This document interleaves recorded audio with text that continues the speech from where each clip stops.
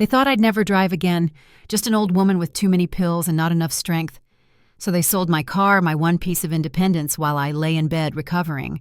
But when the insurance company called asking why a stranger crashed a vehicle still insured under my name, all I said was, "Oh dear, my son told me he handled it." And with that, the lies they built began to rot from the inside. My name is Mildred Carpenter. I'm 77 years old, and until recently, I thought I'd earned a quiet end to a noisy life.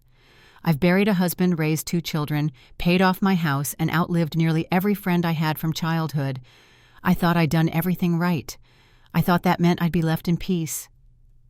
Then I got sick. Not just the sniffles or a bad knee. I mean the kind of illness that steals your appetite and makes your bones feel hollow. The doctors told me I needed rest. More than that, they told me I shouldn't drive for a while. Just until I got stronger, they said. So I handed over my car keys like a good patient. It was a simple car, a 12-year-old Toyota with rust around the wheel wells and a glove box that never closed properly. But it was mine. I bought it with the last check I ever earned at the library after I retired. I called her Grace. I didn't know it then, but the moment I gave up those keys was the moment everything started to shift. My son Mark and his wife Teresa moved in to help. They meant well, or at least that's what I told myself. But something in the house began to change. I noticed how they would look at each other when I forgot something. I saw how Teresa kept opening my mail before I even got to the mailbox. At first, I said nothing. I didn't want to be ungrateful. But then one morning, my car was gone. No explanation. No goodbye. Just an empty driveway and a folded tarp where Grace used to sit. That was the first time I felt something colder than illness creep into my chest. That was the first time I felt betrayed not by disease, but by the people I thought I could trust most. The days after my diagnosis settled into a strange rhythm, quiet, dull, and heavy with waiting. I sat by the window most mornings, a quilt over my lap, watching the neighbor's dog chase birds it would never catch. The sun spilled onto the floor like honey, but it never quite warmed me. I wasn't in pain exactly, just exhausted in a way that made the world feel like it had slowed down while everyone else kept going. Mark came by in the afternoons, usually with a grocery bag in one hand and his phone in the other. He'd kiss my forehead, ask how I was feeling, and then disappear into the kitchen while half listening to conference calls. Teresa showed up less often. When she did, she brought Tupperware with pre-portioned meals and that too bright smile that never reached her eyes. They moved into the guest room a week later. Just for a little while, Mark said, to help me get through recovery. I didn't object. Truth be told, I was grateful at first. The house had been so quiet since Harold passed. Having footsteps in the hallway and voices bouncing off the walls made me feel a little more alive. I tried not to be a burden. I still folded my own laundry, paid my own bills, even made the occasional soup on good days. But slowly, things were taken out of my hands. Teresa started handling my medication schedule. Mark put my mail in a tray so it wouldn't get misplaced. They even started managing my doctor appointments. I told myself it was love, that they were just being thorough. But something about it all felt heavy, like I was sinking into the floorboards of my own home while someone else rearranged the furniture. The first signs weren't loud. They were whispers, soft, almost dismissible things. A look exchanged across the dinner table. A sigh when I asked a second time what day the doctor's appointment was. One morning I overheard them in the kitchen. I hadn't meant to eavesdrop. I'd simply woken up earlier than usual and heard Teresa say, "She's not going to bounce back, Mark. We need to be realistic." Realistic. That word lodged in my chest like a splinter. I know Mark replied, his voice tired. But it's her car. We need to talk to her before we do anything. I stayed in bed longer that day, feigning sleep, when Teresa brought in my tea. I stared at the cracks in the ceiling and wondered if they'd always been there. My heart thudded with a kind of quiet dread, not because of what they said, but because of what they didn't. Later that week, I noticed my checkbook was missing from the drawer in the hallway table. Mark said he'd moved it somewhere safer. When I asked where he waved it off, "Don't worry about it, Mom. I've got it handled." Teresa started cleaning out the garage. "Just making space," she said. "You know how clutter builds up." I nodded, even though I knew exactly what was in that garage. A few shelves of tools, Harold's fishing gear, and Grace, my old Toyota still dusty, but dependable. When I peeked inside later that evening, I saw the fishing rods stacked near the door and a few empty bins where our winter coats used to be. But Grace was still there. For now. It started with little things. My reading glasses weren't where I left them. My pain medication ran out earlier than expected. The thermostat was set too high. But when I mentioned it, Teresa smiled and said, "You must have changed it, Mildred. Don't you remember?" No, I didn't. But I began to wonder if I had. That uncertainty crept in like fog. One evening, I found a letter from my bank stuffed behind the couch cushion. When I asked about it, Mark frowned. "You probably brought it in with the newspaper and forgot, Mom." Did I? I wasn't sure. The mail tray, which he insisted on maintaining, was always full, but never with anything for me. When I asked about a tax notice, I expected Mark said calmly, "You must have misplaced it. Don't worry, I'll call them." But he never did. Or if he did, he never told me. I caught Teresa throwing out expired canned food from the pantry, except some of it wasn't expired. I'd bought it only 2 months ago, and the labels were still bright. "It's okay," she said sweetly. "We just want you eating fresh." But the refrigerator was always packed with pre-cooked meals I didn't ask for. One morning I tried logging into my online bank account, but my password no longer worked. "Maybe you changed it," Teresa suggested. "Or maybe you forgot I didn't want to believe they were manipulating me." I still wanted to believe in family and care. But each time I questioned something, they offered a smile laced with condescension. And slowly I began to doubt my own memory, my own mind. A few days after my follow-up appointment, I overheard Mark on the phone again. He was in the living room talking in low tones, but not quietly enough. "Yes, it's in good condition," he said. "Low mileage for its age. She hasn't driven it in months." I knew immediately. My stomach dropped. He was talking about Grace. Later that evening, I asked him casually, as if I didn't already know, "Have you been thinking about selling the car?" He blinked. "No, Mom. Of course not. Not unless you were thinking about it." I shook my head. "She still runs fine?" He smiled, but it didn't reach his eyes. "Of course. Just checking." The next morning, Grace was gone. I stood in the driveway in my robe staring at the empty space as if I could will her back into existence. When I asked, Teresa said, "Oh, don't worry. Mark found someone to buy it. A nice young couple. Said they'd take good care of her." "A couple?" I echoed. "Yes," she chirped. "They paid cash, too. We figured it would help cover some of your medical costs. That's fair, isn't it?" She handed me a cup of tea like it was just another Tuesday. I didn't scream. I didn't cry. I just turned and went back inside. But a part of me, something rooted deep and stubborn, froze in that moment. Not from shock, but from clarity. It wasn't theirs to sell, and something told me they hadn't thought it through. It was a Wednesday when the truth truly sank in. I was sitting in my recliner flipping through an old photo album when I overheard Teresa speaking with someone at the front door. The voice was unfamiliar, a man friendly but firm. "Yes, the car's been paid in full," she said. "We already gave them the spare key, but we'll mail the title once we get it from the DMV. Her name's still on it, but she's not driving anymore. My name. Still on the title." I stood in the hallway silent. The door clicked shut, and Teresa turned around to find me staring at her. "You sold it before the paperwork was even done?" I asked. Her face flushed slightly, but she covered it with that same practiced smile. "Mildred, don't worry. It's all handled. It's not like you were going to drive again." "But it was mine," I said. She sighed, annoyed now.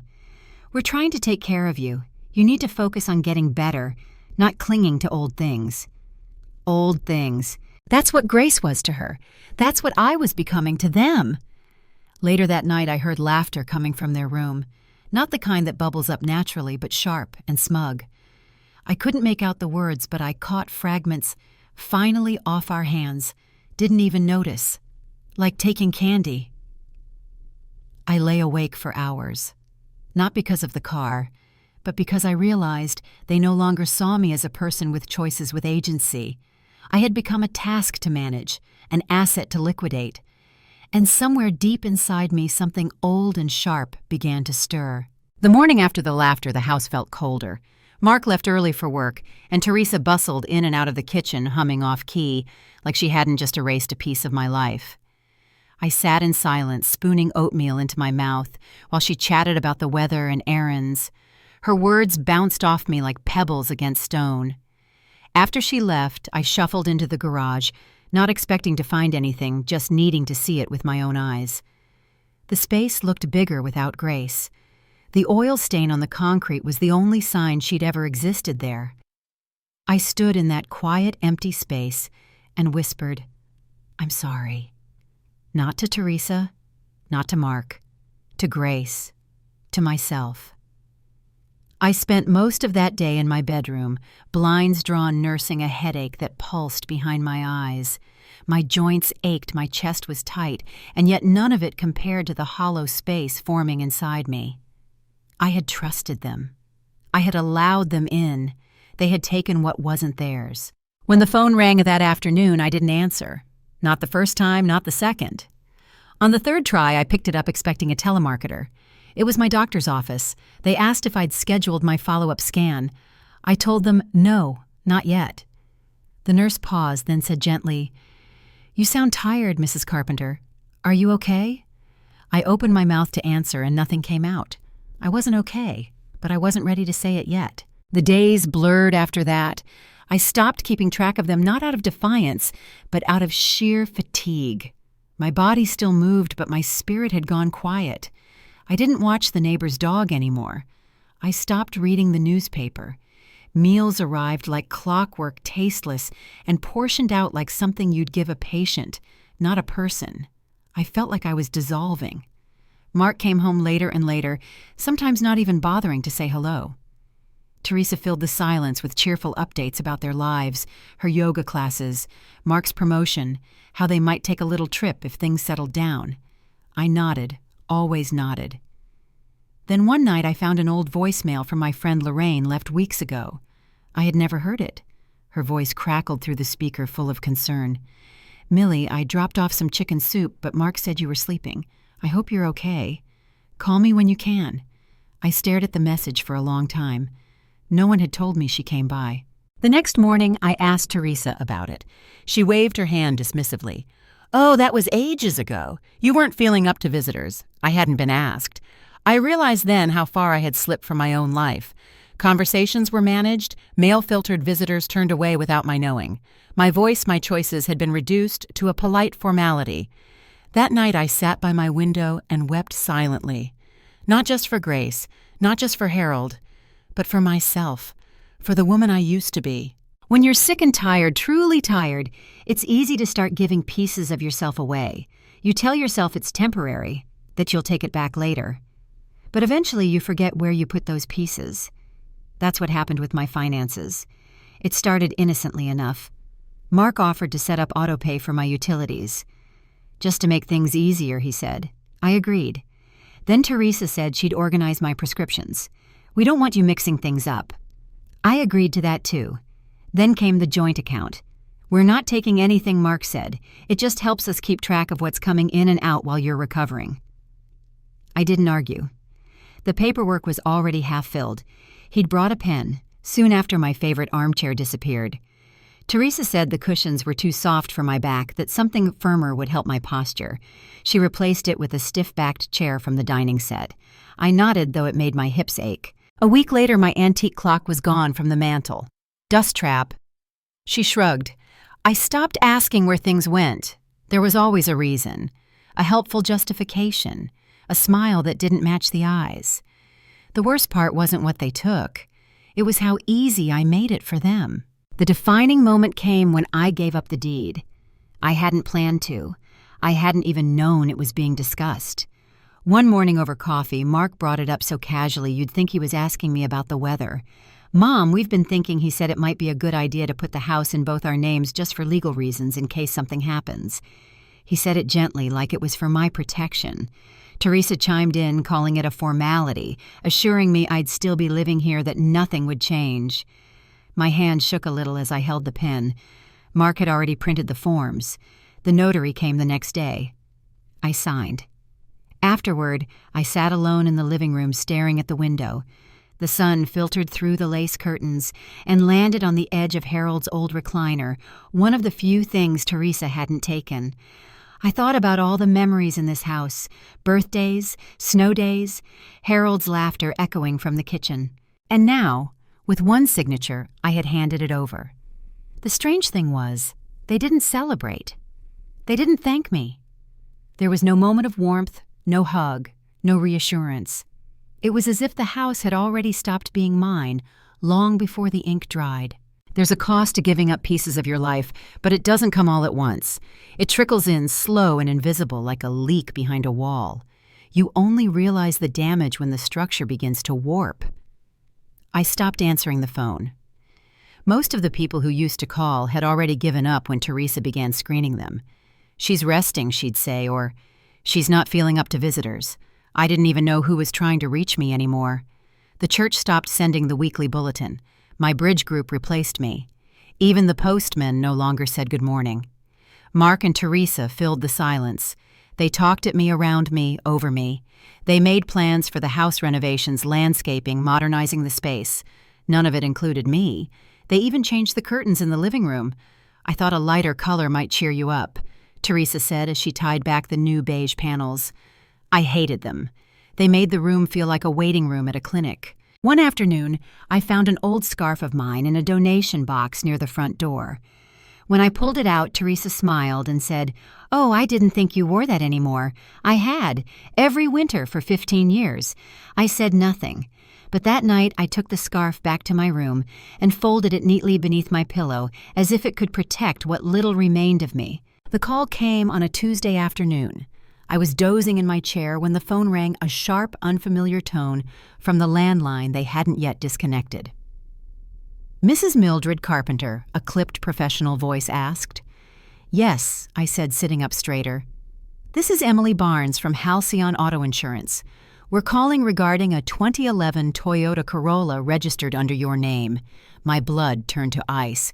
"We were contacted about a minor accident involving the vehicle last weekend. The driver was not listed on your policy, and when we attempted to verify the transfer of ownership, we found the title still under your name. Were you aware the vehicle was sold?" I didn't answer right away. Then I spoke carefully, quietly. "My son told me he handled it. I didn't know the title hadn't been changed." A pause on the other end. Then, "Would you be willing to submit a brief written statement confirming that I agreed?" After I hung up, I sat motionless for a long time. My hands trembled not from illness this time, but from clarity. That call was more than a notification, it was a thread I could pull. I walked slowly to the desk in the guest room, Mark's temporary office, and opened the bottom drawer. Inside was a manila folder labeled Vehicle Documents. Neat, precise, arrogant. I thumbed through the papers. The title still listed me as the legal owner. The insurance renewal was under my name, paid through automatic deduction. I found a printed email between Mark and the buyer. He'd sold it without a power of attorney, without my signature. For the first time in weeks, I smiled. That night, I didn't sleep. I lay in bed with the folder on my lap, reading every line by the amber light of my nightstand.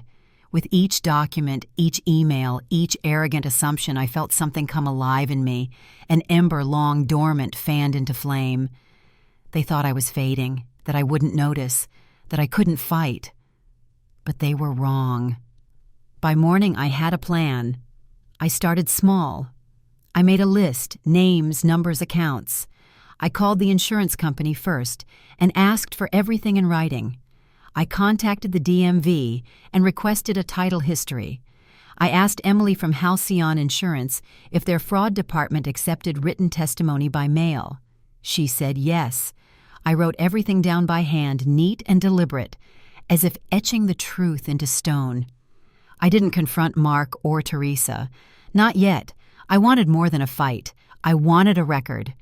I asked the pharmacy to send printed copies of my prescriptions, proof that Teresa had been ordering medication under my name. I called my old lawyer's office and left a message. I hadn't spoken to him since Harold's estate closed, but I remembered he liked peanut brittle and had a soft spot for old clients. Then I opened a new notebook and wrote 3 words on the first page. They took everything. And underneath that, now I take it back. In the days that followed, I lived a double life. By day, I was the same quiet old woman they believed they had tamed, nodding, thanking, eating what was placed in front of me. I listened to their stories, smiled at their jokes, and let them believe I was still under their thumb. But when they left the house or retreated to their room, I worked. I found the old lockbox Harold used to keep tucked away in the back of the linen closet. It still held the key to our joint safe deposit box at the bank downtown. I hadn't thought about it in years, not since the kids moved out and we stopped needing so many safeguards. The next day, while Teresa ran errands and Mark was at work, I called for a senior ride service and made my way to the bank. The woman at the counter greeted me with a smile. "Of course, Mrs. Carpenter. We'll escort you back." The vault smelled of old paper and metal. Inside the deposit box, I found what I didn't know I was looking for: the original copies of my Will Harold's pension documents and a binder of insurance policies home life car. All of them still listed me as the primary policyholder. My hand trembled as I flipped through each one. I hadn't just been pushed aside. I was still on paper the owner of more than they realized. They had moved too fast, assumed too much, and now I had proof. I spent the next few nights poring through the documents like a detective on a case. Not because I didn't trust what I had found, but because I needed to know every inch of the battlefield. Harold had always been thorough. A former postal clerk, he believed in hard copies, redundancies, and backup plans. He'd created a map of our life in manila folders and plastic sleeves. I used to tease him for it. Now, it was saving me. The life insurance policy listed me as both beneficiary and trustee. More importantly, Harold had written a clause into it years ago, something his cousin, a probate attorney, had recommended. If I were ever declared mentally unfit without a court proceeding, the entire estate would automatically transfer into a protective trust, barring all others from accessing it. I hadn't understood the nuance at the time, but now it made sense. The house deed I'd signed still contestable. It had never been notarized with a physician's statement of competence. Just a lazy signature and a rushed notary visit. The car insurance, renewed automatically under my name, with no registered driver added. The account Mark opened, he had tied it to mine, but not removed my authority. They'd built a sandcastle thinking they were laying bricks. And now I had the tide. The phone felt heavier than usual when I picked it up. It had been years since I'd spoken to Alan Griggs Harold's old friend and our former attorney. Last I heard, he had semi-retired and moved his practice to a smaller office across town. Still, when I called his number, he answered on the second ring. "Griggs Law," he said in that familiar gravelly voice. "Alan, it's Mildred Carpenter. I need to ask you something." There was a pause, then a soft chuckle. "Millie. My God, it's been ages. What's going on?" I told him everything, not all at once, not with tears, just the facts, clean, plain, and damning. The car, the forged decisions, the house deed, the slow erosion of my life. He listened quietly. When I finished, he exhaled hard. "Mildred, what they've done may not just be immoral, it may be illegal, especially the sale of the car, without a power of attorney or proper title transfer. And if you were manipulated into signing over the house, I was. Then we have something to work with." He asked me to scan the documents I had. I told him I didn't trust the scanner Teresa set up. He laughed. "Then mail them. Or better drop them off. I'll meet you myself." When I hung up, I felt something shift in my chest. Not anger, not relief, a kind of dignity, the first I'd felt in months. Alan met me in this back corner of a small diner, the kind with sticky booths and weak coffee. He looked older, thinner hair, deeper wrinkles, but the fire in his eyes hadn't dimmed. I brought everything I said, sliding the envelope across the table. He spent 10 minutes skimming, his lips tightening with each page. When he finished, he set the stack down gently and looked up at me. "Mildred, you're sitting on a case stronger than half the ones I've seen in court this year." He walked me through it slowly, carefully. The improper vehicle sale was the easiest piece. The insurance claim had already triggered a review. If I submitted a notarized statement confirming lack of consent, it would escalate to a fraud case. The house deed trickier but still vulnerable. Because Mark hadn't filed for power of attorney and had presented me as competent, the transfer could be challenged. The financial accounts were murky, but there were enough irregularities, particularly the withdrawal patterns, that a forensic accountant could raise red flags. "You're not just reclaiming your property," Alan said. "You're exposing a pattern. This isn't elder care, it's financial exploitation." I sipped my tea, watching the steam curl upward. "And what happens if they find out what I'm doing?" I asked. Alan gave me a long look. "Then we make sure they regret ever underestimating you." With Alan's help, I began building a wall around what was left of my independence. The first step was freezing the joint account. Alan drafted a letter citing suspected unauthorized access and mailed it certified. Within 48 hours, the account was frozen pending review. Mark would find out soon enough, but by then I'd already moved my Social Security checks to a new bank. Alan helped me open an individual trust account. The remaining assets Harold left me, small but stable, were moved under that umbrella. Any changes would require my signature and a third-party witness. We also contacted the insurance company. I provided the notarized statement they requested and included photocopies of the original policy. The investigator called me personally the next day. "Thank you, Mrs. Carpenter. Your statement helped clarify several key discrepancies." I knew what that meant. They were investigating. Alan filed paperwork to place a hold on any future property transfers from my house, citing potential elder fraud. It wasn't a full reversal, but it stopped any further legal movement. The deed may have had Mark's name on it, but the battle wasn't over. He also helped me draft a new will, one with clauses that ensured absolutely no one could change it without 2 medical professionals and a judge. Every step felt like laying bricks, not just to keep them out, but to keep myself standing. They'd thought I was weak, but I was finally learning how to protect what mattered. I knew it couldn't stay quiet forever. Mark was already asking questions, muttering about the bank's technical issues, wondering why a transfer didn't go through. Teresa became sharper around the edges, less sugary. I could feel them circling, unsure of what had changed, but sensing it all the same. So I prepared.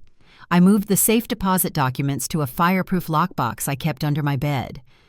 I gave Alan a second copy of everything. I wrote a detailed letter, tucked it into an envelope marked "For my protection," and handed it to the receptionist at his office. "Only open if something happens to me," I said. She nodded, solemn. I even went as far as installing a small voice recorder in the living room just in case, the sort you could hide behind a flower vase or a stack of Reader's Digests. It wasn't that I expected them to lash out, but I no longer trusted what they might say or twist if the truth came to light. Then I made one more phone call. Lorraine. We hadn't spoken since the voicemail she left weeks ago. I told her I was sorry that I missed her. Her voice cracked. "I thought something was wrong. They wouldn't let me in. I know I said, but I'm fixing things now." That night I laid out a fresh set of clothes for the morning. I'd made an appointment with a claims investigator, an in-person meeting. I looked at my reflection in the mirror. Not just a sick woman, not a burden, someone ready to be heard. The investigator's office was plain, no windows, beige walls, a framed certificate above the desk. But the woman sitting across from me, a former prosecutor named Dana, had the kind of eyes that didn't miss much. She let me tell my story from the beginning. No interruptions, just a small nod here, a scribble there. When I handed over the folder with my documentation, she took it like a judge receiving evidence. "This is strong," she said after reading the top sheet. "Stronger than most cases we get." I told her about the car, the title, the unauthorized sale, about the insurance policy, about the deed transfer without proper capacity checks. Her tone never changed, but her questions became more specific. "Did you ever receive proceeds from the vehicle sale?" "No." "Did you authorize your son to act as your legal representative in writing?" "No." "Do you fear retaliation if they find out you're pursuing this?" I paused. "No. But I don't trust them to tell the truth." That seemed to be enough. She closed the folder, looked me square in the eye, and said, "We'll be initiating a fraud review immediately. You've done the right thing coming in. We'll handle it from here, but you may be contacted by law enforcement." When I stepped outside, the sun hit my face like an open hand. Bright, solid. There was no going back, and I didn't want to. The panic began with a phone call Mark wasn't expecting. I was sitting in the kitchen when I heard his voice rise from the guest room where he'd turned the space into a part-time office. At first, it was just muffled frustration, then louder. "What do you mean, under review? That account has my name on it." A pause. "No, I didn't forge anything. I have access because she gave it to me." Another silence. "Wait, hold on, what fraud investigation?" He slammed the door so hard the frame shook. Later that evening, he emerged pale and tight-jawed. He barely looked at me as he grabbed his keys and left without a word. Teresa didn't ask questions. She was too busy watching a cooking show pretending not to notice. The next day, he called in sick to work. I overheard him speaking rapidly into his phone, likely to his bank, his lawyer, or someone he hoped could undo what had been set in motion. By then, the insurance company had already frozen the claim and escalated it to corporate. The DMV had sent a formal inquiry to my home requesting confirmation of vehicle transfer. He paced the hallway like a man walking the edges of a cliff, murmuring about miscommunication, overreach, and things being blown out of proportion. But the tremble in his voice gave him away. He wasn't just worried, he was caught. It didn't take long for Teresa to sense the shift. She wasn't a fool. Her eyes were quick and her instincts even quicker. The morning after Mark's meltdown, she hovered around me like smoke, unsettled, restless, flaring at the edges. She made me tea I didn't ask for, wiped down already clean counters, rearranged the mail tray twice in an hour. Then came the questions, soft and sugar-coated. "Everything okay, Mildred? You've been so quiet lately." I nodded. "Did you, happen to get a letter from the DMV? I thought I saw something from them." I looked her in the eye and said, "Yes, it was addressed to me." She blinked. That was her first real crack. By noon, I heard her on the phone in the laundry room, whispering into the receiver, "No, I don't know what she's doing. She's just not herself. And now with the bank thing." She paused. "No, I didn't touch her mail. She's paranoid now. I think she's talking to someone." Her voice trembled. That night, she served dinner in silence. No cheerful updates, no false laughs. Instead, she watched me like a chess opponent trying to remember which piece she moved too early. I didn't say a word. I didn't need to. She was starting to realize the truth. This time, I wasn't the one being played. It happened 3 days later over breakfast. Mark sat at the table pretending to read the newspaper, but his knuckles were white against the coffee mug. Teresa picked at her toast, barely swallowing. I buttered my English muffin slowly, deliberately. Then Mark cleared his throat. "Mom, we need to talk." I didn't look up. "About what?" "The situation." I set the knife down. "Which one?" He shifted in his seat. "The bank, the insurance, the calls you've been making." Teresa added, "We feel like we're being left in the dark." I finally looked at them. Good. That's how I felt when my car disappeared. Mark's mouth opened, then closed. Teresa flushed. "I understand you're upset," he tried again, "but going behind our backs, reporting things like we're criminals, that's not fair." "Selling property that didn't belong to you wasn't fair," I replied calmly. Teresa's voice cracked. "We were just trying to help. You weren't well." I stood up, pushing my chair in neatly. "Then you should have helped. Not decided for me, not taken, not lied." Mark's tone hardened. "You're blowing this out of proportion. You're going to ruin everything." "No," I said. "You did that the day you assumed I wouldn't notice." I walked out of the kitchen with my head high. It was the first time in a long while that the silence that followed was mine to own. The fallout didn't happen all at once. It came in waves, each more desperate than the last. Mark started missing work. He spent hours on the phone in the backyard, pacing in circles. When I passed by the window, I'd catch snatches of his voice, tight, frantic. "I don't care what it costs, just make it go away." Teresa became quieter, but her movements more erratic. She started locking drawers, taking her purse with her, even to the bathroom. The front door was suddenly always double-checked. Then came the letter. It arrived one Tuesday morning, certified mail from the State Fraud Division. I found it first. When Mark saw the envelope on the counter, color drained from his face. He grabbed it, tore it open, and read silently while Teresa hovered nearby. "What is it?" she asked. "They're launching a formal investigation," he said, his voice hoarse. Teresa gasped. Into us. He didn't answer. The next week, a man in a gray suit knocked at the door. He flashed a badge. I'm here to ask a few questions regarding vehicle ownership and financial transfers. Mark stammered through his answers. I stood nearby, silent but present. When the man left, Mark turned on me. What did you tell them? Only the truth, I said. He looked like he wanted to scream, but all he managed was a whisper. You don't know what you've done. I met his eyes steady and clear. I do. They tried to reverse course. Teresa started cooking again real meals, not the frozen trays she used to hand me with a smile. She brought me tea in my favorite mug. Mark began calling me Mom again instead of she. But the warmth was hollow. The fear behind their eyes betrayed them. One night I caught them whispering in the hallway. I stayed in my room door cracked just enough to hear. She's talking to that lawyer, Mark hissed. I told you we should have handled this differently, Teresa snapped. Now it's too late. We have to fix this. Maybe if we get her to sign something official. She won't. She's not confused anymore. They knew. The next day, Mark asked me to have a family talk. He brought out papers softly worded. Power of attorney, asset transfers, legal nonsense dressed up in kindness. We just want to protect you, he said. I already am, I replied. I didn't sign. They started watching me more closely, checking my mail, locking their bedroom. Teresa accidentally unplugged the landline one morning. The Wi-Fi went down 2 days later. They were scrambling. Desperation turns clever people careless, and I had already learned to watch, not speak. They were losing control, and they knew it. The first blow came from the bank. They froze the remaining balances in the joint account pending a formal fraud review. Mark tried to argue, but without my signature, there was little he could do. The bank's risk department flagged the transfers he made after the car sale. There were too many red flags, inconsistent deposits, large cash withdrawals, and lack of supporting documentation. Alan sent me a copy of the official letter.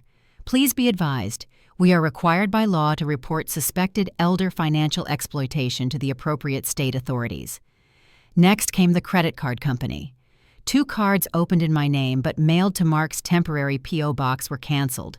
Fraud investigations were launched. 1 card had several $1,000s in online furniture orders. I hadn't ordered a thing.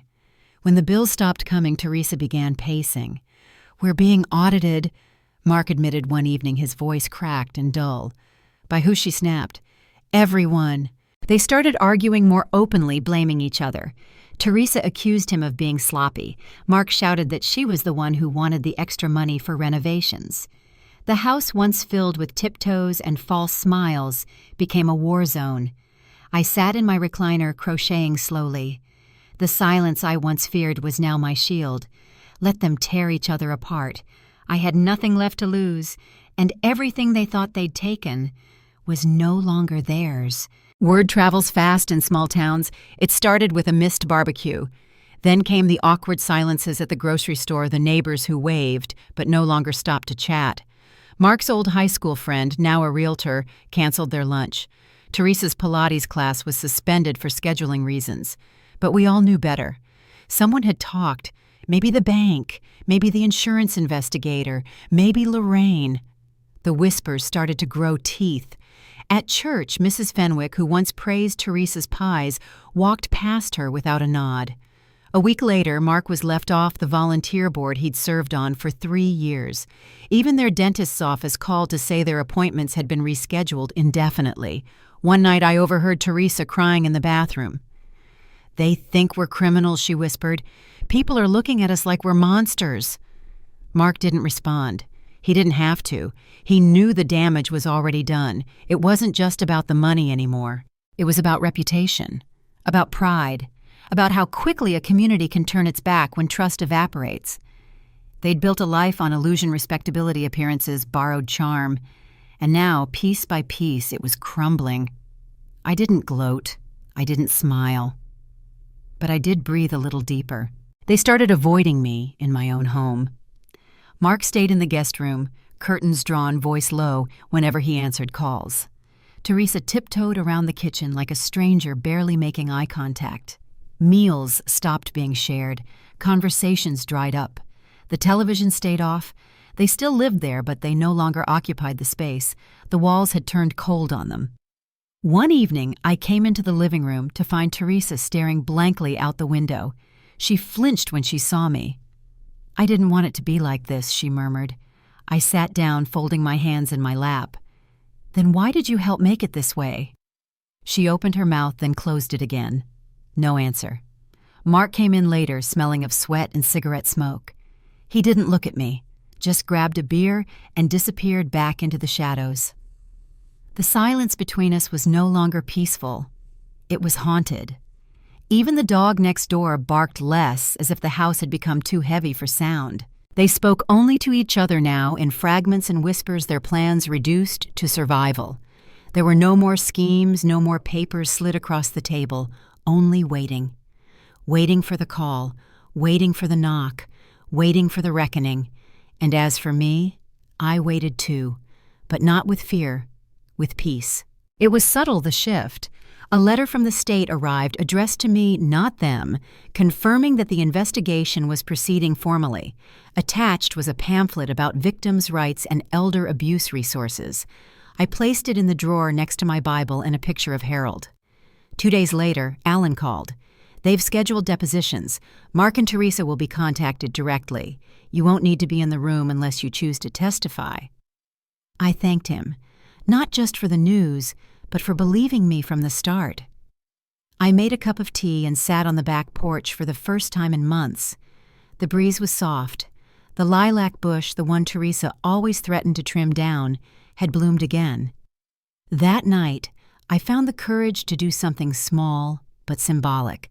I took the house key off the ring that had once held Grace's car keys. I walked down the hall and placed it quietly outside the guest room door. They found it the next morning. Neither of them said a word. But by evening, I heard drawers closing, zippers zipping, the soft thump of boxes being packed. No yelling, no apologies. Just the quiet retreat of people who knew the war was over and they'd lost. I watched from the window as they carried their things to the car. Teresa glanced back, once her face unreadable. Mark didn't look at all. The door shut behind them with a finality that echoed, and then for the first time in far too long, I was alone, and I was free. The house was still again, but this time not with dread. For the first few days, I simply walked from room to room, reacquainting myself with the space. I opened cabinets without someone watching me. I made my own breakfast without suggestions. I played music in the afternoons, Bing Crosby mostly, and let the sunlight warm the floor. The chair Teresa had brought in the stiff one was hauled out to the curb. I brought Harold's recliner back to its rightful spot. It still creaked when I leaned back like it was greeting me. I reconnected the landline, called Lorraine. She cried when she heard my voice. "I thought I lost you," she said. "No," I told her.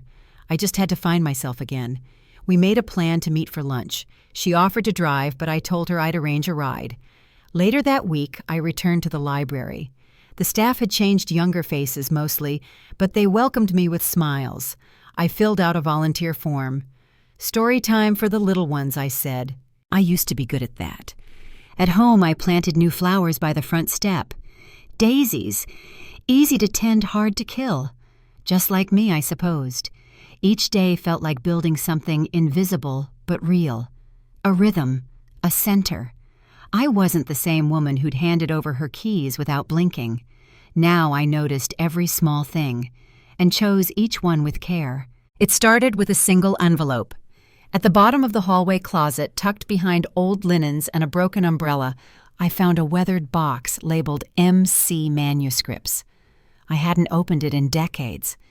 Inside were spiral notebooks, yellowed pages, and half-finished stories written in my younger years. Short tales about small towns, women with secrets, letters that changed lives. I used to write before Harold got sick, before the days filled with caregiving and then with silence. I sat on the bedroom floor cross-legged like a child flipping through pages. One in particular caught my eye, a story about a woman whose grown children tried to take her farm only to discover she'd already gifted it to the town's library. I laughed, loudly. The next morning, I cleared off the dining table and stacked the notebooks there. I bought a used laptop with large keys and downloaded a free word processor. It was slow at first, tentative keystrokes, second-guessing every line. But something deeper was awakening. Each afternoon, I wrote for 2 hours. I wrote without apology. Lorraine read my first draft. She laughed in all the right places, teared up at one. "You still have it, Millie," she said. "You never lost it." Maybe she was right. Maybe I hadn't just reclaimed my life. Maybe I'd found something even more powerful. A voice I hadn't used in years, and it was finally speaking again. I didn't plan to write the letter. It started as a journal entry, one of many I'd begun keeping since the house fell quiet. But the more I wrote, the more I realized it wasn't for me. It was for them. I sat at the kitchen table and poured it out, not with anger, not to shame, but to release. I told Mark and Teresa how deeply they had hurt me, how their actions made me question not just my safety, but my worth. I told them about the silence they created, the dignity they stripped away piece by piece. But I also wrote about the life I was rebuilding, the library, the daisies, Lorraine's laughter. I told them I wasn't bitter, only changed. I ended with this: I don't hate you. I won't forget what happened, but I will move forward. I hope one day you choose to do the same. I folded the letter neatly and mailed it to their new address. I had no idea if they'd read it or care, but I needed them to know I had lived through it, that I was more than their mistake, and that forgiveness, while not required, was mine to give or not. A week after I mailed the letter, something unexpected happened. A small envelope arrived with no return address. Inside was a folded sheet of lined paper torn from a notebook. The handwriting was Mark's sloppy rushed, but unmistakably his. I don't know what to say. It began. I made a mess of everything. We both did. I don't expect forgiveness, but I wanted you to know I'm sorry. No excuses, no defense, just that. It wasn't a grand gesture, but it cracked something open. A few days later, Lorraine called to say a woman named Margaret had joined their Bible study group. She'd overheard Margaret talking about a similar situation with her grandson, money gone, trust broken. Lorraine told her about me. "Would you talk to her?" she asked. "She's scared, and she thinks no one will believe her." I said yes. We met at the library over coffee and paper cups. Margaret's hands trembled as she spoke. I listened. I offered no advice, only presence. She left with a hug and Alan's number. It started happening more often. A call from a local senior center, a request to speak at a support group, someone at church asking if I knew what to do when a family member gets too involved. I wasn't a crusader. I wasn't even a counselor. But I was living proof, and sometimes that was enough to help someone else take their first step. I didn't know I would write to Harold. It happened on a rainy afternoon, the kind where memories feel heavier. I lit a candle, poured a cup of chamomile tea, and opened the old stationery box we used for birthdays and condolences. "Dear Harold," I began. I told him everything. How Mark and Teresa sold Grace, how they chipped away at me piece by piece, how I let them for a while, and then how I stopped. I wrote about Alan and Lorraine and the daisies by the porch. I told him I'd started writing again, that I'd gone back to the library, that I'd found my way through the fog. I even told him about the letter from Mark, the apology with no flourish. "I think you'd be proud," I wrote, not because I fought back, but because I remembered how. I wrote until the candle burned low and the tea had gone cold. Then I folded the letter and placed it inside his Bible, the one that still sat on the nightstand, untouched but never forgotten. It wasn't about closure. I didn't believe in that. But it was about marking a line, a chapter closed, a voice reclaimed. I didn't need a reply. He'd always listened. It's quiet now. But not the silence of loneliness. The kind that comes when you finally have space to hear your own thoughts, your own heartbeat. I wake with the sun, make my coffee, and open the windows wide. The house breathes again. I read more old favorites and new surprises. I keep a pot of soup on the stove most days in case Lorraine drops by. The daisies have spread wild and unapologetic across the front steps. The guest room is empty. I leave it that way. There are still hard days, days when I feel the shadow of what was done. But they no longer define me. They pass like weather acknowledged endured, and then gone. The investigation continues. There may be court dates ahead, but Alan says the evidence is solid, and I no longer fear the process. I know what I lived, and now so does the state. I am not a victim. I am not someone's burden. I am a woman who remembered herself, and in doing so, found something deeper than justice peace. The kind that comes from knowing you survived. The kind no one can take away.